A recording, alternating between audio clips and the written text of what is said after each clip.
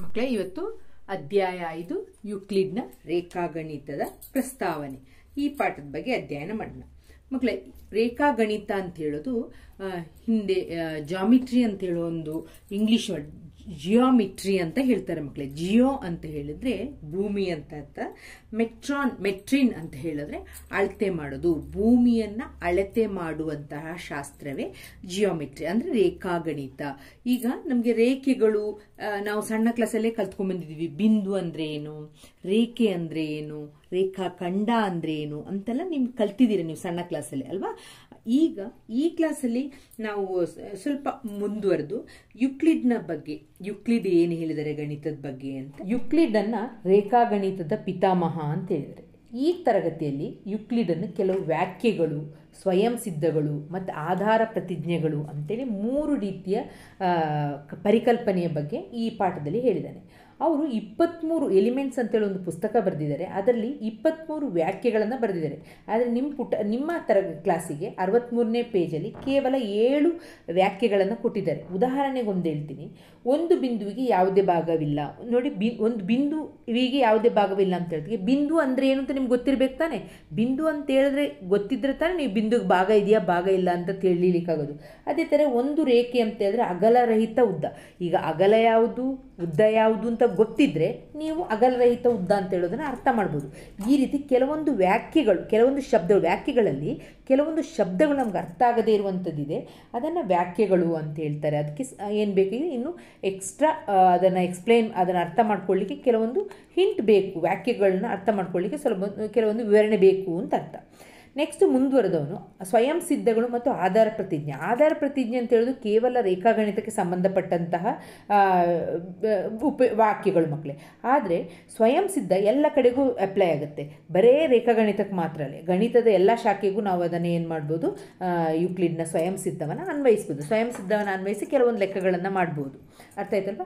ಅಲ್ಲಿ ಒಂದು 7 ಸ್ವಯಂ ಸಿದ್ಧಗಳನ್ನು ಅವರು ನೀಡಿದ್ದಾರೆ. ನಿಮ್ಮ ಪುಟ ಸಂಖ್ಯೆ 64ರಲ್ಲಿ ಕೊಟ್ಟಿದ್ದಾರೆ. 7 ಸ್ವಯಂ ಸಿದ್ಧಗಳಿದೆ. ಅದರಲ್ಲಿ ಮೊದಲನೇ ಸ್ವಯಂ ಸಿದ್ಧ ಏನಂತ ಹೇಳಿದ್ರೆ, ಒಂದೇ ಅಂಶಕ್ಕೆ ಇದೊಂದು ಅಂಶ, ಓಕೆ, ಇದಕ್ಕೆ ಸಮಾನ ಆಗಿರುವಂಥ ಒಂದು ರೇಖೆ ಇನ್ನೊಂದು ರೇಖೆ ಹೇಳಿದ್ದೀನಿ. ಅದಕ್ಕೆ ಹೆಸರು ಕೊಟ್ಟಿದ್ದೀನಿ PQ. ಆಯ್ತಾ. ಈ ರೇಖೆಗೆ ಈ ರೇಖೆ ಸಮ. ಅದನ್ನು ಏನಂತ ಬರೀತೀನಿ ನಾನು, ABಗೆ ಒಂದು ಅಂಶಕ್ಕೆ ಸಮನಾಗಿರುವ ಅಂಶ ಯಾವುದು, ABಗೆ ಸಮನಾಗಿರುವ ಅಂಶ PQ. ಪುನಃ ಇದೇ ABಗೆ ಇನ್ನೊಂದು ಲೈನ್ ಹೇಳ್ತೀನಿ ಮಕ್ಕಳೇ. ಇಲ್ಲಿ ಅದಕ್ಕೆ ಒಂದು ನಾನು RS ಅಂತ ಕೊಡ್ತೀನಿ. ಏನಂತ ಬರಿತೀನಿ, AB, ಈ AB ರೇಖೆಗೆ ಯಾವ್ದು ಸಮ, RS ಸಮ ಅಂತ ಬರಿತೀನಿ. ಅರ್ಥ ಆಯ್ತಲ್ವಾ. ಹೇಳಿರೋದು ಒಂದೇ ಅಂಶಕ್ಕೆ. ಯಾವ ಒಂದೇ ಅಂಶ, ಇದಕ್ಕೆ ಅಲ್ವಾ. AB ಅಂತ ಹೇಳೋ ಒಂದು ಅಂಶಕ್ಕೆ ಫಸ್ಟ್ ನಾನು ಏನಂತ ಬರ್ದೆ, ಇದು ಸಮ ಅಂತ ಬರ್ದೆ, ಹೌದಲ್ವಾ. ಒಂದೇ ಅಂಶಕ್ಕೆ ಇದು ಸಮ. ಪುನಃ ಇದೇ ಅಂಶಕ್ಕೆ, ಒಂದೇ ಅಂಶಕ್ಕೆ ಇದು ಸಹ ಸಮ, RS ಸಹ ಸಮ ಅಂತ ಬರ್ದೆ. ಆಗ ಈಗ ನಾನೇನ್ ಮಾಡ್ಬೇಕು, ಇದು ಸಹ ಒಂದಕ್ಕೊಂದು ಸಮವಾಗಿರ್ತದೆ ಅಂತ, ಹೌದ್ ತಾನೆ. ಎಕ್ಸಾಂಪಲ್, ಇದನ್ನ ಹಿಂಗೆ ತಗೊಳ್ಳೋಣ. 7 ಸೆಂಟಿಮೀಟರ್ ಇದೆ, ಇದು ಸಹ 7 ಸೆಂಟಿಮೀಟರ್ ಇದೆ. ಇದು AB = PQ. ಆಗ ಎಷ್ಟಾಯ್ತು, AB ಮತ್ತೆ PQ ಸಮ ಆಯ್ತು. ಆಮೇಲೆ ಇದು 7 ಸೆಂಟಿಮೀಟರ್, ಇದು ಸಹ ಎಷ್ಟು ಸೆಂಟಿಮೀಟರ್, 7 ಸೆಂಟಿಮೀಟರ್. AB = RS. ಇದು 7 ಸೆಂಟಿಮೀಟರ್, ಇದು 7. ಆಗ ಇದು ಮತ್ತೆ ಇದು ಸಮ ತಾನೆ ಅಲ್ವಾ. ಇದು 7 ಸೆಂಟಿಮೀಟರ್, ಇದು 7 ಸೆಂಟಿಮೀಟರ್. ಆಗ ನಾನು ಏನ್ ಬರಿಬಹುದು, PQ = RS ಅಂತ ಬರಿಬಹುದು. ಅರ್ಥ ಆಯ್ತಾ ಮಕ್ಕಳೇ. ಇಷ್ಟೇ ಇಲ್ಲಿ ಹೇಳಿರೋದು. ಏನಂತ ಹೇಳಿದ್ದಾರೆ, ಒಂದೇ ಅಂಶಕ್ಕೆ ಇದು ಒಂದು ಅಂಶ, ಒಂದೇ ಅಂಶಕ್ಕೆ ಇದು ಫಸ್ಟ್ ಸಮಾನ ಆಗಿದೆ ಅಂತ ಹೇಳಿದೆ. ಆಮೇಲೆ ಇದೇ ಅಂಶಕ್ಕೆ RS ಅನ್ನ ಸಮಾನ ಅಂತ ಹೇಳಿದೆ. ಆದ್ದರಿಂದ ಒಂದೇ ಅಂಶಕ್ಕೆ ಸಮಾನವಾಗಿರುವಂತಹ ಅಂಶಗಳು ಇದೆರಡು ಒಂದಕ್ಕೊಂದು ಸಮ ಅಂತ ಮೊದಲನೇ ಸಿದ್ಧಾಂತ. ಅರ್ಥ ಆಯ್ತಲ್ವಾ. ಇದು ರೇಖಾಗಣಿತಕ್ಕೆ ಸಂಬಂಧಿಸಿದಂಗೆ ಬರೆದ್ರಿ. ಈಗ ನಾವು ಬೀಜಗಣಿತಕ್ಕೆ ಸಂಬಂಧಪಟ್ಟಂಗೆ ಹೇಗೆ ಬರಿಬಹುದು,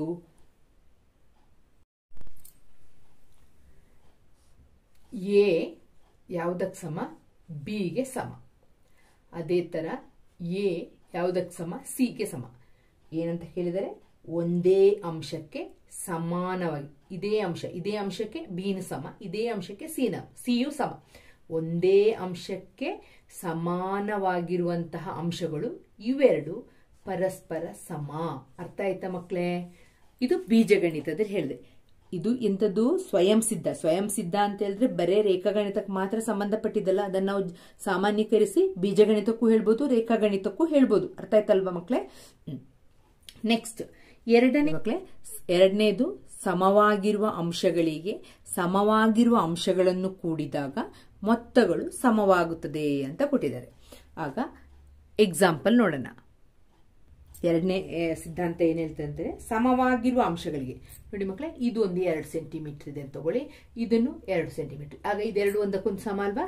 ಸಮವಾಗಿರುವ ಅಂಶಗಳಿಗೆ ಸಮವಾಗಿರುವ ಅಂಶಗಳನ್ನು ಕೂಡಿದಾಗ ಅಂತ ಹೇಳಿದ್ರೆ ಇದನ್ನ ನಾನು ಏನ್ ಮಾಡ್ತೀನಿ, ಉದ್ದ ಮಾಡ್ತೀನಿ, ಇನ್ನೊಂದು 1 ಸೆಂಟಿಮೀಟರ್ ಉದ್ದ ಮಾಡ್ತೀನಿ. 1 ಸೆಂಟಿಮೀಟರ್ ಅಲ್ಲ, ಇದು 2 ಸೆಂಟಿಮೀಟರ್ ತಗೊಳ್ಳ, 2 ಸೆಂಟಿಮೀಟರ್ ಉದ್ದ ಮಾಡ್ತೇನೆ. ಅದೇ ತರ ಇದನ್ನು ನಾನು ಏನ್ ಮಾಡ್ತೀನಿ, 2 ಸೆಂಟಿಮೀಟರ್ ಉದ್ದ ಮಾಡ್ತೀನಿ. ಅರ್ಥ ಆಯ್ತಲ್ಲ ಮಕ್ಕಳೇ? ಆಗ ಸಮನಾಗಿರುವ ಅಂಶಗಳಿಗೆ ಇದನ್ನು 2 ಸೆಂಟಿಮೀಟರ್ ಉದ್ದ ಮಾಡಿದೆ, ಸಮ ಆಗಿತ್ತು ಫಸ್ಟ್ 2 ಸೆಂಟಿಮೀಟರ್ ಇದೆ.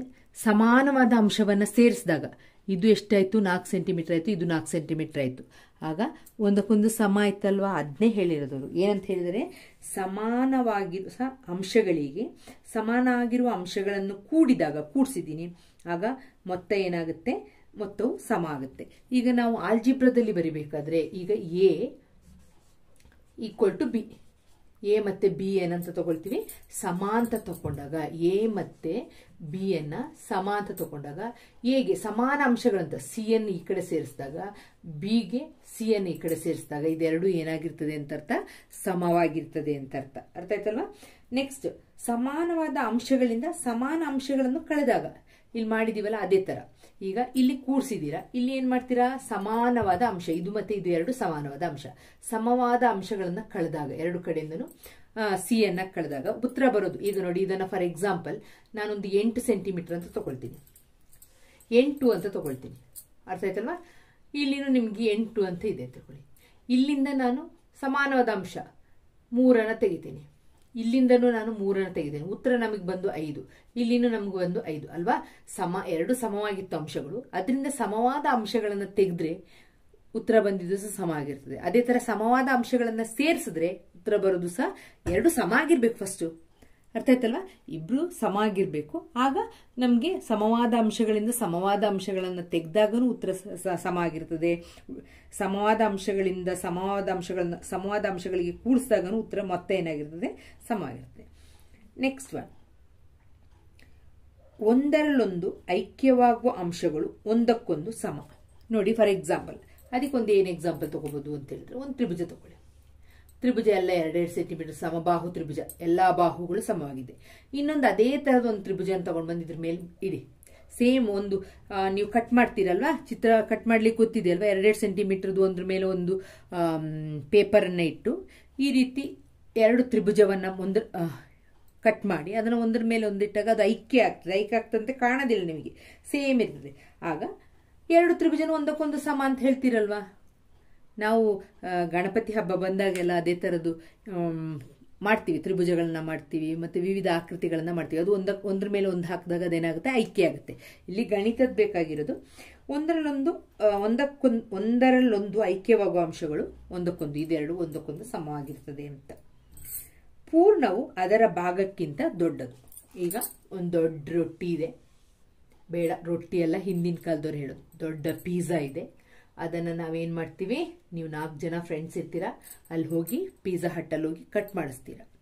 ಆಗ ಇದು ಭಾಗ ಅಲ್ವಾ, 4 ಭಾಗ ಮಾಡಿದ್ರೆ 4 ಫ್ರೆಂಡ್ಸ್ ಹೋಗಿದ್ರೆ ಈ ಭಾಗವು ಏನ ಹೇಳಿದಾರಲ್ಲಿ, ಪೂರ್ಣವು ಭಾಗಕ್ಕಿಂತ ದೊಡ್ಡದು. ದೊಡ್ಡ ಒಂದು ಪಿಜ್ಜಾ ತಾನೇ ದೊಡ್ಡದು ಅಂತ ಹೇಳಿದ್ರೆ, ಫುಲ್ ಇದ್ರೆ ಅದು ದೊಡ್ಡದು, ಭಾಗಕ್ಕಿಂತ ಅಂತ ಹೇಳಿದ್ರೆ ಇದು ಬೇರೆ 1/4 ಭಾಗ ಇದೆ ಅಲ್ವಾ, 1/4 ಭಾಗಕ್ಕಿಂತ ದೊಡ್ಡದು. ಅದೇ ತರ ನೀವು ಹಣ್ಣನ್ನು ಬೇಕಾದ್ರೂ ತಗೋಬಹುದು ಮಕ್ಳೇ.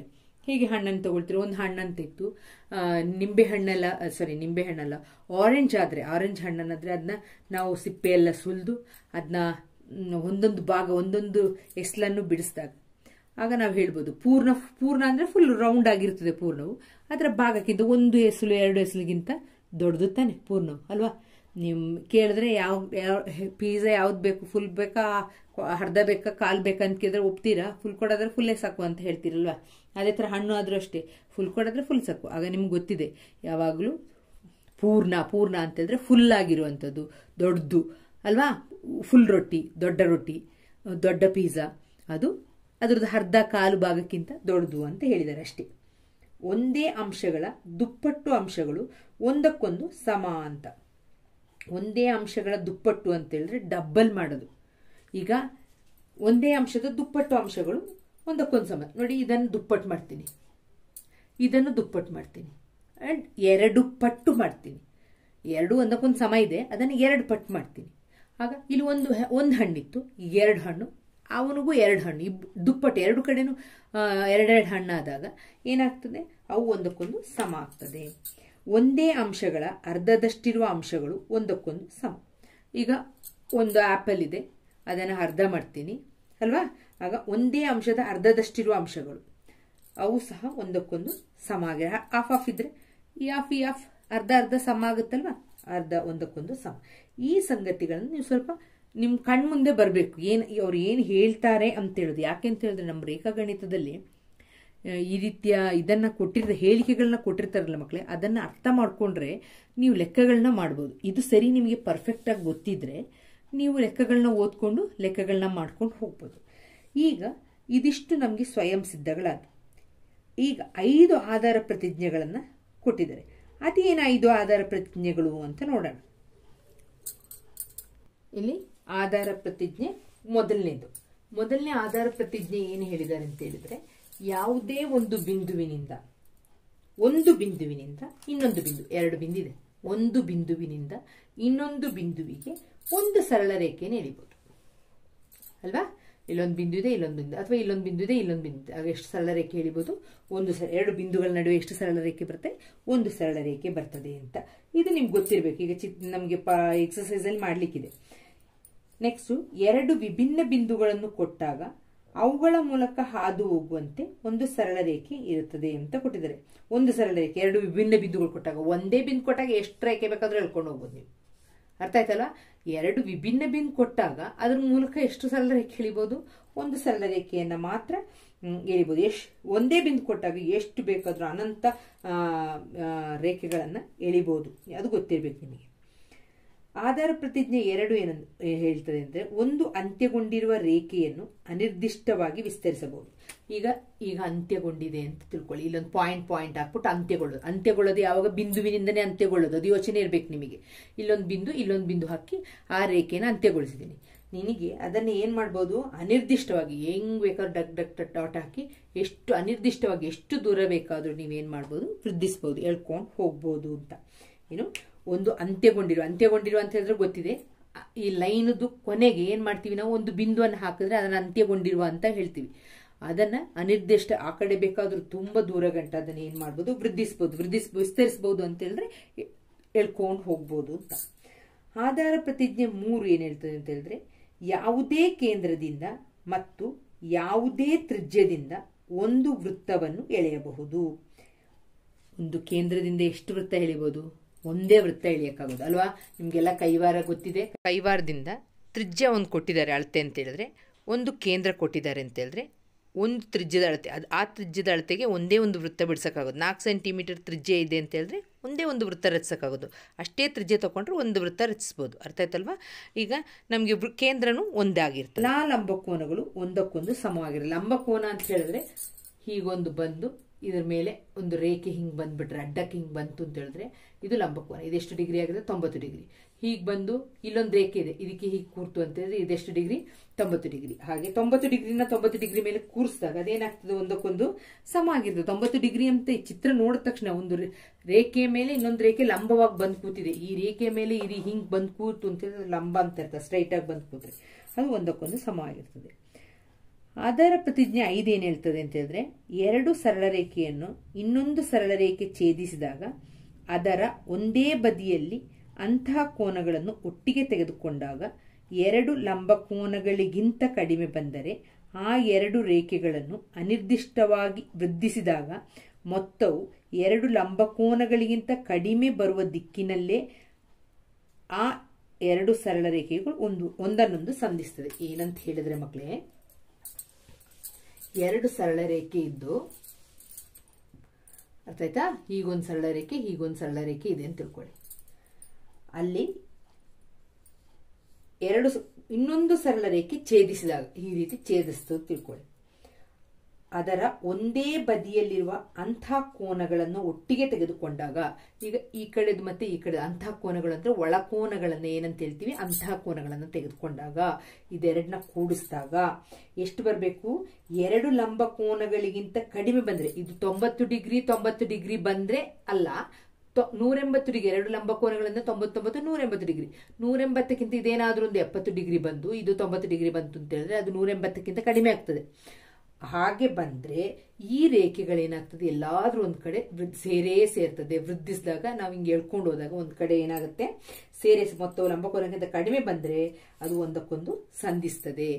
ಏನಾದ್ರೂ ಲಂಬ ಕೋನಕ್ಕೆ ಬಂದ್ರೆ 2 ಕಡೆನೂ ಇದನ್ನ ಕೂಡಿಸಿದಾಗ, ಇದೆರಡು ಕೋನಗಳನ್ನ ಕೂಡಿಸಿದಾಗ 2 ಲಂಬ ಕೋನಗಳ ಮೊತ್ತ ಎಷ್ಟು ಬರ್ತದೆ, 180 ಡಿಗ್ರಿ. 180 ಡಿಗ್ರಿ ಬಂದಾಗ ಕಡಿಮೆ ಬಂದ್ರೆ ಅದನ್ನ ಎಲ್ಲಾದ್ರೂ ಒಂದ್ ಕಡೆ ಸಂಧಿಸ್ತದೆ. 180 ಡಿಗ್ರಿ ಬಂದ್ರೆ ಅದು ಎಲ್ಲೂ ಒಂದಕ್ಕೊಂದು ಸಂಧಿಸೋದಿಲ್ಲ. ಅಂದ್ರೆ ಈ 2 ರೇಖೆಗಳು ಏನಾಗಿರುತ್ತೆ, ಸಮಾನಾಂತರ ರೇಖೆ ಆಗಿರುತ್ತೆ. ಅರ್ಥ ಮಾಡ್ಕೊಳ್ಳಿ ಮಕ್ಕಳೇ, 2 ರೇಖೆಗಳು ಹೀಗಿದೆ, ಅದನ್ನ ಇನ್ನೊಂದು ರೇಖೆ ಛೇದಿಸಿದಾಗ ಈ ಅಂತಹ ಕೋನಗಳಂದ್ರೆ ಒಳಗಿನ ಕೋನಗಳು, ಒಂದು ಬದಿಯಲ್ಲಿರುವಂತಹ ಅಂತಹ ಕೋನಗಳು, ಇದನ್ನ ಕೂಡಿಸಿದಾಗ 2 ಲಂಬ ಕೋನಗಳ ಮೊತ್ತ ಅಂತ ಹೇಳಿದ್ರೆ, ಒಂದು ಲಂಬ ಕೋನ ಅಂತ ಹೇಳಿದ್ರೆ 90, 90 ಎಷ್ಟಾಗುತ್ತೆ, 180. ಈ 2 ಕೋನಗಳನ್ನ ಕೂಡಿಸಿದಾಗ 180ಕ್ಕಿಂತ ಕಡಿಮೆ ಆಯ್ತು ಅಂತ ಹೇಳಿದ್ರೆ ಇದೆಲ್ಲೋ ಒಂದ್ ಕಡೆ ಎಳ್ಕೊಂಡು ಹೋದಾಗ ಇದೇನಾಗುತ್ತೆ, ಸಂಧಿಸ್ತದೆ ಅಂತ ಅರ್ಥ. 180 ಡಿಗ್ರಿ ಆಯ್ತು ಅಂತ ಹೇಳಿದ್ರೆ ಇದು ಒಂದಕ್ಕೊಂದು ಸಂಧಿಸೋದಿಲ್ಲ ಅಂತ ಅರ್ಥ. ಆಯ್ತಲ್ಲ.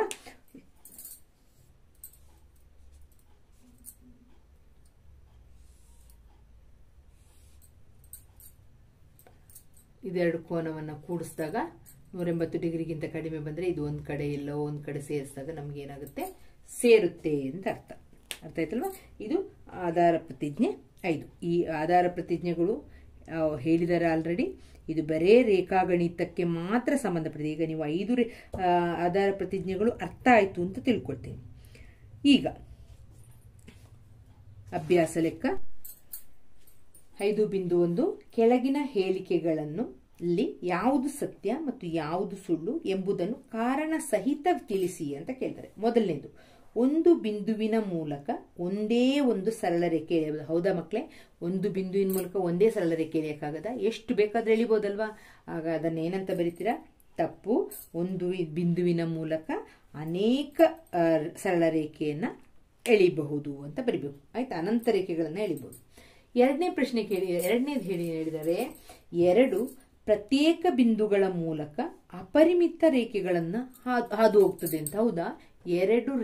ಏನ್ ಕೇಳಿದರೆ 2 ಪ್ರತ್ಯೇಕ ಬಿಂದುಗಳು, ಇಲ್ಲೊಂದು ಬಿಂದು, ಇದ್ರ ಮಧ್ಯೆ ಎಷ್ಟು ರೇಖೆ ಹೋಗುತ್ತೆ ಮಕ್ಕಳೇ? ಒಂದೇ ಒಂದು ರೇಖೆ ಹಾದು ಹೋಗ್ತದೆ. ಅಪರಿಮಿತ ರೇಖೆ ಹೋಗಲು ಸಾಧ್ಯವಿಲ್ಲ. ಸುಳ್ಳು. ಯಾಕೆಂದರೆ 2 ಬಿಂದುಗಳ ನಡುವೆ ಕೇವಲ ಒಂದೇ ಒಂದು ರೇಖೆ ಹಾದು ಹೋಗ್ತದೆ ಅಂತ ಬರಿಬೇಕು. ಒಂದು ಅಂತ್ಯಗೊಂಡಿರುವ ರೇಖೆಯನ್ನು 2 ಬದಿಗಳಲ್ಲಿ ಅನಿರ್ದಿಷ್ಟಾವಧಿ, ಅಂತ್ಯಗೊಂಡಿರೋದು ಅಂತ ಹೇಳಿದ್ರೆ ಇದೆ, ಕೊನೆಯಲ್ಲಿ ಬಿಂದು ಹಾಕಿದ್ರೆ ಅದನ್ನ ಅಂತ್ಯಗೊಂಡಿರುವಂತಹ ರೇಖೆಗಳು ಅಂತ ಹೇಳ್ತೀವಿ. ನಮ್ಗೆ ಗೊತ್ತಿದೆ, ನಾವು ಕಲ್ತಿದ್ದೀವಿ ಅಲ್ವಾ? ಅನಿರ್ದಿಷ್ಟಾವಧಿವರೆಗೆ ವೃದ್ಧಿಸಬಹುದು. ಹೌದು, 2 ಕಡೆಗೆ ಹೇಳ್ಕೊಂಡು ಹೋದಾಗ ಎಷ್ಟು ದೂರ ಬೇಕಾದ್ರೂ ಎಳಿಬಹುದು ಅಲ್ವಾ? ನೆಕ್ಸ್ಟ್, 2 ವೃತ್ತಗಳು ಸಮ ಎಂದಾದರೆ ಅವುಗಳ ತ್ರಿಜ್ಯಗಳು ಸಮ ಆಗಿರುತ್ತೆ. ಹೌದಲ್ವಾ? ನೀವು 2 ವೃತ್ತ ಬಿಡಿಸ್ತೀರಾ, ಇಲ್ಲೊಂದು 4 ಸೆಂಟಿಮೀಟರ್ದು, ಅಲ್ಲಿ 4 ಸೆಂಟಿಮೀಟರ್ದು ತ್ರಿಜ್ಯ ತಗೊಂಡು ಬಿಡಿಸ್ತೀರಾ. 2 ವೃತ್ತ ಒಂದ್ರ ಮೇಲೆ ಒಂದು ಕೂರಿಸಿದಾಗ 2 ಸಮ ಅಂತ ಹೇಳಿದಾಗ ಅದರ ತ್ರಿಜ್ಯನು ಏನಾಗಿರ್ತದೆ ಮಕ್ಕಳೇ? ಸಮ ಆಗಿರ್ತದೆ. ಉದಾಹರಣೆಗೆ ನಾವು ಬಳೆ ತಗೊಂಡ 2 ಬಳೆ ಒಂದೇ ತರದ್ದು, ಒಂದೇ ಅಳತೆಯ 2 ಬಳೆಗಳನ್ನ ತಗೊಂಡಾಗ ಒಂದ್ರ ಮೇಲೆ ಒಂದು ಕೂರಿಸಿದಾಗ ಏನಾಗುತ್ತೆ ನೋಡಿ ಮಕ್ಕಳೇ, ಇದು ಒಂದರ ಮೇಲೆ ಒಂದು ಕೂರಿಸಿದಾಗ ಐಕ್ಯ ಆಗ್ತದೆ, ಒಂದೇ ತರ ಇರುವಂತಹ ವೃತ್ತ. ಅರ್ಥ ಅಲ್ವಾ? 2 ಇದ್ರ ತ್ರಿಜ್ಯ ತೆಗೆದು ನೋಡಿದ್ರೆ ಏನಾಗಿರ್ತದೆ? ಸೇಮ್ ಆಗಿರ್ತದೆ. 2 ವೃತ್ತಗಳು ಸಮ ಅಂತ ಹೇಳಿದ್ಮೇಲೆ ಅದರ ತ್ರಿಜ್ಯನು ಏನಾಗಿರ್ತದೆ? ಸೇಮ್ ಆಗಿರ್ತದೆ. ಇದು ನಿಮಗೆ ಗೊತ್ತಿದೆ, ನೀವು ಆಟ ಆಡುವಾಗ ಆಟ ಆಡಿದೀರ ತುಂಬಾ ಅಲ್ವಾ? ಈಗ ನೆಕ್ಸ್ಟ್ ಏನ್ ಕೊಟ್ಟಿದ್ದಾರೆ ಇಲ್ಲಿ? ಚಿತ್ರ 2.9ರಲ್ಲಿ AB ಈ ಲೈನಿಗೆ, AB ಲೈನಿಗೆ ಯಾವುದು ಸಮ ಅಂತ ಕೊಟ್ಟಿದ್ದಾರೆ? ಫಸ್ಟ್ ಈ PQ ಲೈನ್ ಸಮ ಅಂತ ಕೊಟ್ಟಿದ್ದಾರೆ. ಈ ಲೈನಿಗೆ ಈ PQ ಸಮ. ನಿಮಗೆ ಗೊತ್ತಾಗ್ತಾ ಇದೆ, ಕಲ್ತಿದ್ದೀರಾ? PQ ಲೈನ್ಗೆ ಏನ್ ಕೊಟ್ಟಿದ್ದಾರೆ? ನೆಕ್ಸ್ಟ್ PQ, ಈ PQಗೆ ಯಾವ್ದು ಸಮ ಅಂತೆ? PQಗೆ XY ಸಮ ಅಂತೆ. ನೋಡಿ, ಇದಕ್ಕೆ ಇದು ಸಮ ಅಂತ ಕೊಟ್ಟಿದ್ದಾರೆ, ಇದಕ್ಕೆ ಇದು, ಒಂದಕ್ಕೊಂದು ಅಂಶಗಳು ಸಮವಾಗಿದ್ರೆ ನಾವು ಯಾವ್ದು ಬರಿಬೇಕು? ನಾವೀಗ PQ 2 ಕಡೆನೂ PQ ಸಮ, ಇದಕ್ಕೆ ಇದೂ ಸಮ ಅಂತೆ, ಇದಕ್ಕೆ ಇದೂ ಸಮ ಅಂತೆ. ಆಗ ನಾನು ಈ ಅಂಶಗಳು ಒಂದಕ್ಕೊಂದು ಸಮ ಅಂತ ಹೇಳ್ಬೋದಲ್ವಾ.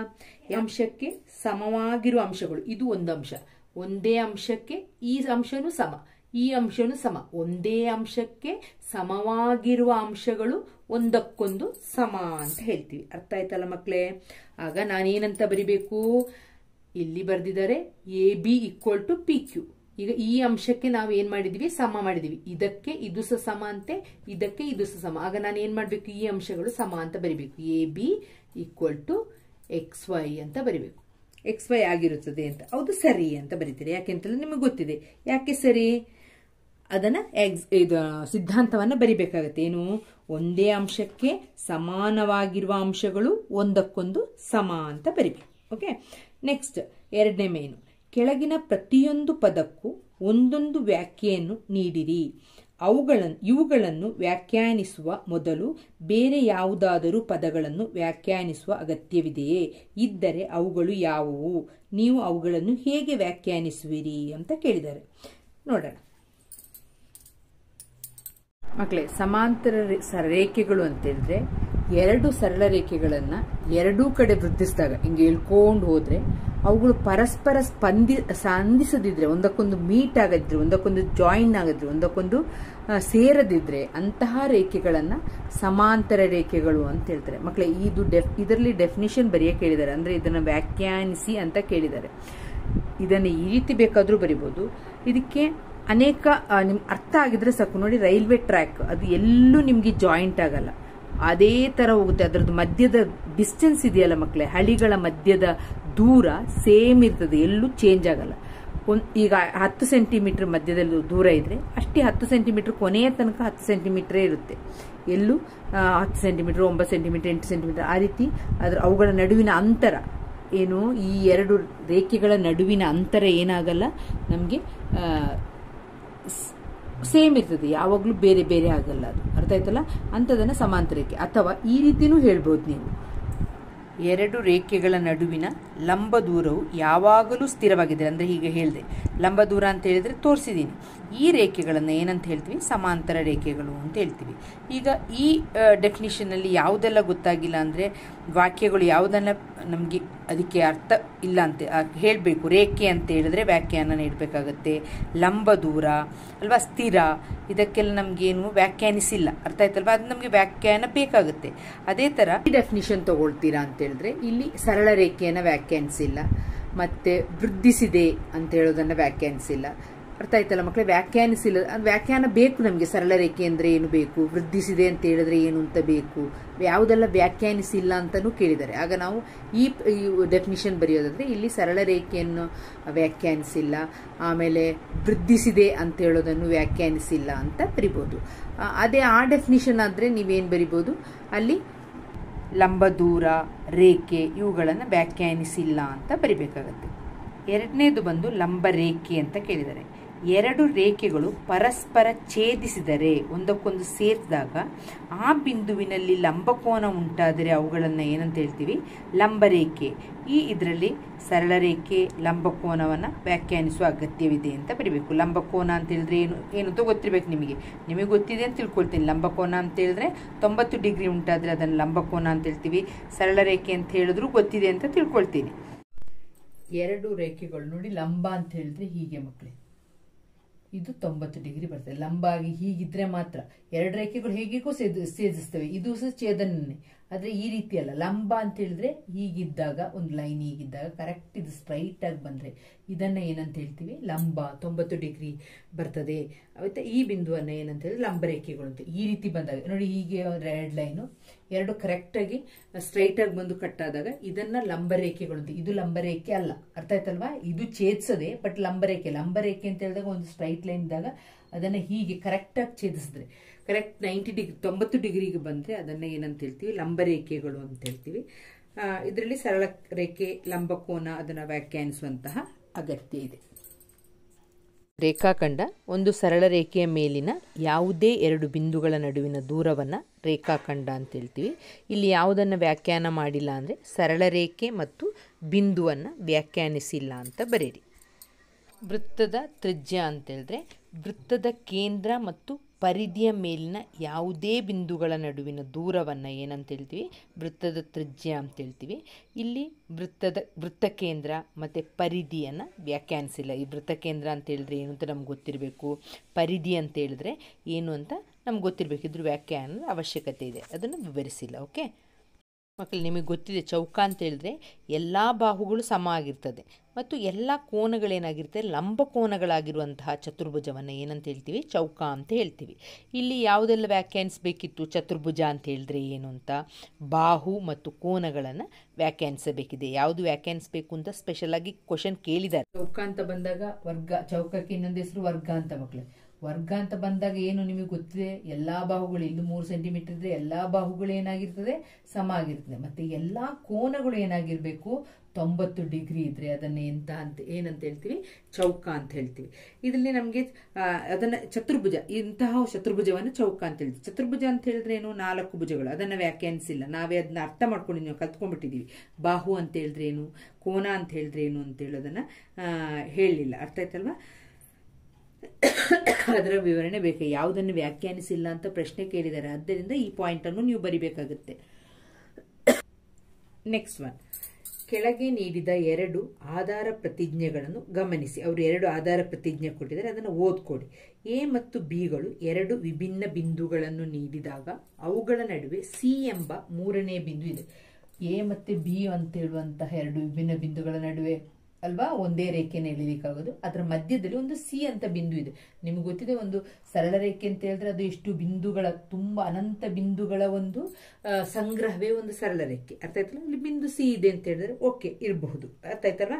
ಇರ್ದೆ. ಇನ್ನೊಂದು, ಏಕರೇಖಾಗತವಲ್ಲದಿರುವ ಕನಿಷ್ಠ 3 ಬಿಂದುಗಳಾದರೂ ಇರ್ತದೆ. ಏಕರೇಖಾಗತ ಅಂತ ಹೇಳಿದ್ರೆ ಒಂದೇ ಲೈನಲ್ಲಿ ಇಲ್ಲ ಅಂತ, ಸರಳ ರೇಖೆಯಲ್ಲಿ ಇಲ್ಲ. ಏಕರೇಖಾಗತ 3 ಲೈನ್ ತ್ರಿಭುಜ ಬರ್ತದೆ. ಏಕರೇಖಾಗತವಲ್ಲದ 3 ಬಿಂದುಗಳನ್ನ ಸೇರಿಸಿದ್ರೆ ನಮಗೆ ತ್ರಿಭುಜ ಬರ್ತದೆ. ಇಲ್ಲಿ 2 ಹೇಳಿಕೆಯ ಆಧಾರ ಪ್ರತಿಜ್ಞೆಯನ್ನು ಕೊಟ್ಟು ಏನ್ ಕೇಳಿದ್ದಾರೆ ಅಂದ್ರೆ, ಈ ಆಧಾರ ಪ್ರತಿಜ್ಞೆಗಳಲ್ಲಿ ವ್ಯಾಖ್ಯಾನಿಸದಿರುವ ಯಾವುದಾದರೂ ಪದಗಳಿವೆಯೇ? ಇದೆ ಅಲ್ವಾ, ಬಿಂದುಗಳು ವ್ಯಾಖ್ಯಾನಿಸಿದ ಪದ ಅಲ್ವಾ, ಏಕರೇಖಾಗತವಲ್ಲ ಅಲ್ವಾ, ಅದೆಲ್ಲ ವ್ಯಾಖ್ಯಾನಿಸಿದ ಪದಗಳು ಇವೆಯೇ ಅಂತ ಕೇಳಿದಾಗ ಹೌದು ಇದೆ, ವ್ಯಾಖ್ಯಾನಿಸಿದ ಪದ ಇದೆ ಅಂತ ಬರಿಬೇಕು.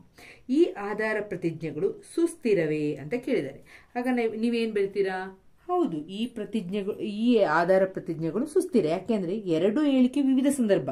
ಇಲ್ಲಿ ಸರಳ ರೇಖೆ, ಒಂದು ಸರಳ ರೇಖೆ, ಅದರ ಮಧ್ಯದಲ್ಲಿ ಒಂದು ಬಿಂದು ಸಿ ಅಂತ ಇದೆ ಅಂತ ಹೇಳಿ ಒಂದು ಹೇಳಿಕೆಯನ್ನು ಕೊಟ್ಟಿದ್ದಾರೆ. ಇನ್ನೊಂದು 3 ಏಕರೇಖಾಗತವಲ್ಲದಂತಹ ಕನಿಷ್ಠ 3 ಬಿಂದುಗಳು ಇದೆ ಅಂತ 2 ಬೇರೆ ಬೇರೆ ಹೇಳಿಕೆಗಳನ್ನ ಕೊಟ್ಟಿರೋದ್ರಿಂದ ಇದು ಏನಂತ ಹೇಳಿ ಸುಸ್ಥಿರ ಅಂತ ಬರಿತೀವಿ. ನೆಕ್ಸ್ಟ್ ಪ್ರಶ್ನೆ, ಅದರಲ್ಲೇ ಏನ್ ಕೇಳಿದ್ದಾರೆ, ಅವುಗಳು ಯುಕ್ಲಿಡ್ನ ಆಧಾರ ಪ್ರತಿಜ್ಞೆಗಳಿಗೆ ಸರಿ ಹೊಂದುತ್ತವೆಯೇ, ವಿವರಿಸಿ ಅಂತ ಇಲ್ಲಿ ಇಲ್ಲ, ಇಲ್ಲಿ ಯಾವ ಯುಕ್ಲಿಡ್ನ ಆಧಾರ ಪ್ರತಿಜ್ಞೆಯನ್ನು ಇದು ಅನುಸರಿಸೋದಿಲ್ಲ. ಆದ್ರೆ ಇದು ಏನ್ ಮಾಡ್ತದೆ ಅಂತಂದ್ರೆ, ಇದು ಸ್ವಯಂ ಸಿದ್ಧದ ಕೆಲವು ನಿಯಮಗಳನ್ನ ಇದು ಪಾಲಿಸ್ತದೆ. ಯಾವುದು ಇದು ಏನಂತ ಹೇಳಿದ್ರೆ, ನಿಮಗೆ ಸ್ವಯಂ ಸಿದ್ಧದಲ್ಲಿ ಕೊಟ್ಟಿದ್ದಾರೆ ಅಲ್ವಾ,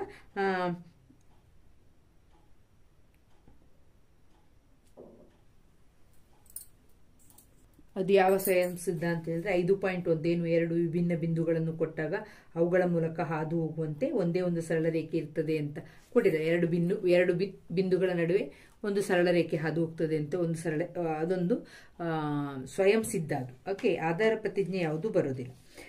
ಈಗ ಅದಷ್ಟನ್ನ ಬರಿತೀರಾ. ನೆಕ್ಸ್ಟ್ ಇದನ್ನ ಹೀಗೆ ಬರೆದ್ಬಿಡಿ ಮಕ್ಕಳೇ.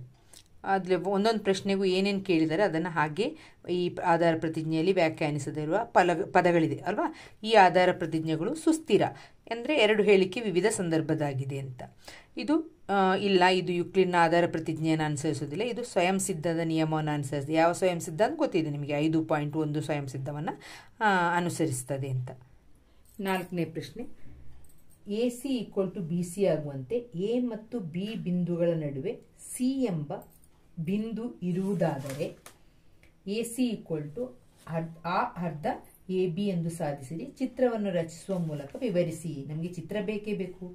AC = BC ಆಗುವಂತೆ ಎ ಮತ್ತು ಬಿ ಬಿಂದುಗಳ ನಡುವೆ, ಈಗ ಎ ಮತ್ತು ಬಿ ಬಿಂದುಗಳ ನಡುವೆ ಒಂದು ಸಿ ಅನ್ನು ತನ್ನಿ. ಯಾಕೆ ಅಲ್ಲಿ AC ಈಕ್ವಲ್ ಟು ಏನಾಗಬೇಕಂತೆ, BC ಆಗಿರ್ಬೇಕಂತೆ. AC ಸಮ BC ಆಗುವಂತೆ AB ಯ ನಡುವೆ ಒಂದು C ಬಿಂದುವನ್ನು ಎಳೀರಿ. ಈ ರೀತಿ ಎಳೀರಿ. ಈಗ ನಾವೇನಂತ ಸಾಧಿಸಬೇಕು, AC ಈಕ್ವಲ್ ಟು ಅರ್ಧ. ಈಗ ನಾವೇನ್ ಮಾಡಿದ್ರೆ ಇದು ಸಮ ಅಂತ ಅವ್ರು ಕೊಟ್ಬಿಟ್ಟಿದ್ದಾರೆ.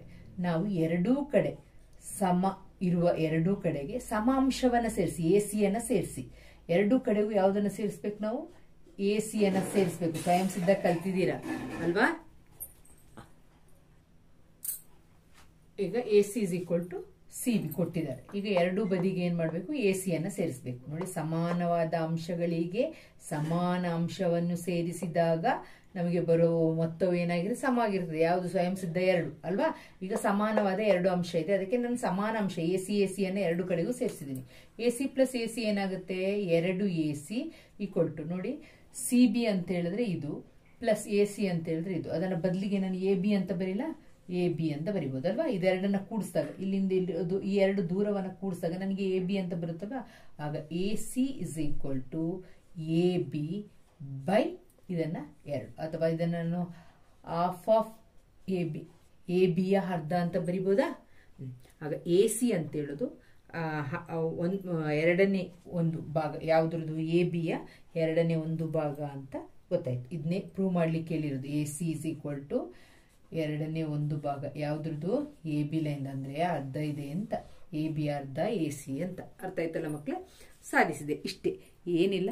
ಇದೊಂದು ಸ್ವಯಂ ಸಿದ್ಧ ಒಂದು ನಿಮ್ಗೆ ಗೊತ್ತಿದೆ, ಕಲ್ತಿದ್ದೀರಾ, ಅದನ್ನೊಂದು ಬರ್ಕೊಳ್ಳಿ. ಅದನ್ನ ಬರೆದು ಎರಡು ಕಡೆಗೂ AC ಸೇರಿಸ್ತೀರಾ. ಆಗ ನಿಮ್ಗೆ 2AC ಈಕ್ವಲ್ ಟು AB ಆಗುತ್ತೆ. AC equal to AB by 2 ಅಥವಾ 1/2 AB ಅಂದ್ರೆ ಅರ್ಧ, AB ಯ ಅರ್ಧ ಅಂತ ಬರೀತೀರಾ. ಸಾಧಿಸಿದೆ. ಇಷ್ಟೇ. ನೆಕ್ಸ್ಟ್ ಪ್ರಶ್ನೆ. ಇಲ್ಲಿ 4ನೇ ಪ್ರಶ್ನೆ ಕಂಟಿನ್ಯೂಷನ್ ಆಗಿದೆ ಮಕ್ಕಳೇ. 4ನೇ ಪ್ರಶ್ನೆಯಲ್ಲಿ C ಬಿಂದುವನ್ನು ರೇಖಾಖಂಡ ABಯ ಮಧ್ಯ ಬಿಂದು ಎನ್ನುತ್ತೇವೆ. ಪ್ರತಿಯೊಂದು ರೇಖಾಖಂಡಕ್ಕೂ ಒಂದು ಮತ್ತು ಒಂದೇ ಒಂದು ಮಧ್ಯಬಿಂದು ಇರುತ್ತದೆ ಅಂತ ಸಾಧಿಸಿ. ಒಂದೇ ಮಧ್ಯಬಿಂದು ಇದೆ ಅಂತ ಸಾಧಿಸ್ಬೇಕು ನಾವು. ಈಗ C ಮಾತ್ರ ಒಂದು ಮಧ್ಯಬಿಂದು ಅಂತ. ಈಗ ನಾವು C ಮಾತ್ರ ಮಧ್ಯಬಿಂದು ಸಾಧಿಸಬೇಕಾದ್ರೆ ಒಂದು ಡಮ್ಮಿ ತಗೊಳ್ಳೋಣ. ಇನ್ನೊಂದು ಲೈನ್ ಹೀಗೆ ಇದೆ ಅಂತ ಇಮ್ಯಾಜಿನ್ ಮಾಡ್ಕೊಳ್ಳಿ. AB ಇದ್ರ ಮೇಲೇನೆ ಇನ್ನೊಂದು ಇದೆ. ಇದು ಮಧ್ಯದ ಪಾಯಿಂಟ್ ಯಾವ್ದಾದ್ರು P Q ಏನ್ ಬೇಕಾದ್ರೂ ತಗೊಳ್ಳಿ. ಇದಕ್ಕೆ C ಅಂತ ತಗೊಂಡಿದ್ದೀರಾ, ಇದನ್ನು ಸಹ P ಅಂತ ತಗೊಳ್ಳಿ, ಆಗ ಈಸಿ ಆಗುತ್ತೆ. P ಇದನ್ನ Q ಅಂತ ತಗೊಳ್ಳಿ. ಓಕೆ, ಈ AB ಯ ಬಿಂದು P ಆಗಿರ್ಲಿ, ಈ AB ಯ ಬಿಂದು Q ಆಗಿರ್ಲಿ. ಅರ್ಥ ಆಯ್ತಲ್ವಾ? ಎರಡು ಕಡೆ. ಈಗ ನಾವು AB ಯ ಬಿಂದು Q ಅಂತ ಹೇಳಿದ ತಕ್ಷಣ, ಇದು P ಮಧ್ಯ ಬಿಂದು ಅಂತ ಹೇಳಿದ ತಕ್ಷಣ ನಾನು ಏನಂತ ಬರಿತೀನಿ, ನನಗೆ ಗೊತ್ತಿದೆ ಮಧ್ಯ ಬಿಂದು ಏನ್ ಮಾಡ್ತದೆ, AP ಈಕ್ವಲ್ ಟು PB ಮಾಡ್ತದೆ. ಎರಡು ಸಮ ಮಧ್ಯಬಿಂದು ಅಂತ ಹೇಳಿದಾಗ ಅದು ಎರಡು ಸಮಭಾಗವಾಗಿ ವಿಭಾಗಿಸ್ತದೆ ಅಂತ ಗೊತ್ತು. ಆಗ AP ಈಕ್ವಲ್ ಟು PB, ಇದು 6 ಸೆಂಟಿಮೀಟರ್, ಇದು 3 ಸೆಂಟಿಮೀಟರ್, ಇದು 3 ಸೆಂಟಿಮೀಟರ್. ಇಲ್ಲಿ Q ಅಂತ ಹೇಳೋದು ಮಧ್ಯಬಿಂದು ಅಂತ ಹೇಳಿದ್ರೆ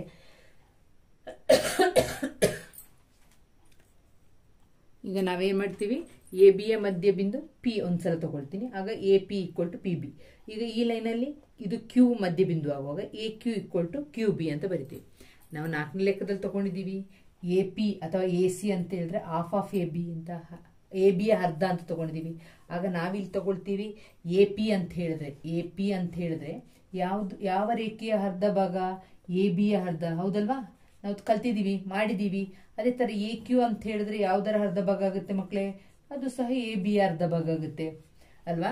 ನೋಡಿ, ಎಡಗಡೆ ಮತ್ತು ಬಲಗಡೆನ ಇದನ್ನ ಕಂಪೇರ್ ಮಾಡಿ. ಒಂದು ಸಮೀಕರಣ ಮತ್ತು ಎರಡು ಸಮೀಕರಣವನ್ನು ಇದೇನಾಗುತ್ತೆ, ಸೇಮ್ ಇದೆ, ಇದು ಕ್ಯಾನ್ಸಲ್ ಆಗುತ್ತೆ. ಆಗ AP ಈಕ್ವಲ್ ಟು ಬಲಗಡೆ ತಗೊಂಡಾಗ 1 ಮತ್ತು 2ರಿಂದ ಅಂತ ಬರೆದ್ಬಿಟ್ಟು, 1 ಮತ್ತು ಸಮೀಕರಣ 1 ಮತ್ತು 2ರಿಂದ ಅಂತ ಬರೆದು ಇದೇನಾಗುತ್ತೆ, ಕ್ಯಾನ್ಸಲ್ ಆಗಿ ಸೇಮ್ ಇರುತ್ತೆ ಅಲ್ವಾ? ಕ್ಯಾನ್ಸಲ್ ಆಗುತ್ತೆ. ಆಗ AP ಈಕ್ವಲ್ ಟು ಏನ್ ಬರ್ತದೆ, AQ ಬರ್ತದೆ. ಈಗ AP ಎಲ್ಲಿದೆ, AP ಈಕ್ವಲ್ ಟು AQ ಅಂತ ಬಂತು.